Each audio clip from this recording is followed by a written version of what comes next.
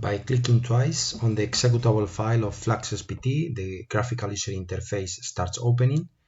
Remind that MATLAB runtime 9.8 must be installed in the computer for running this software. Once the GUI is opened, we select one of the solar power tower plants available. Clicking on data, it is shown a list of the plant parameters considered in the simulation. Then we select a time instant.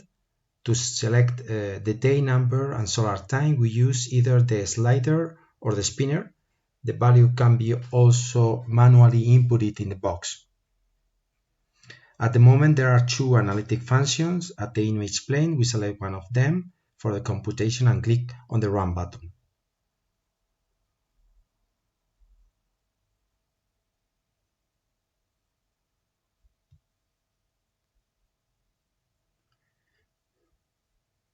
Once the simulation has finished, they are generated the figures for the optical efficiency of the heliostat field and the concentration map in number of suns.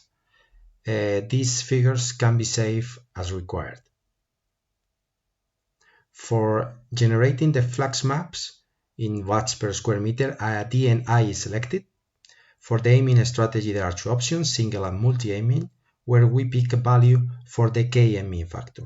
By clicking on Compute, the flux map is generated.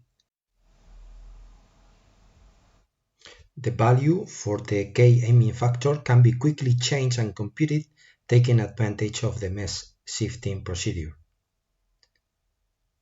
Finally, an output Excel file can be generated by clicking on the Save button. This file contains the optical efficiency of each heliostat in the field and the flux densities in the receiver mesh.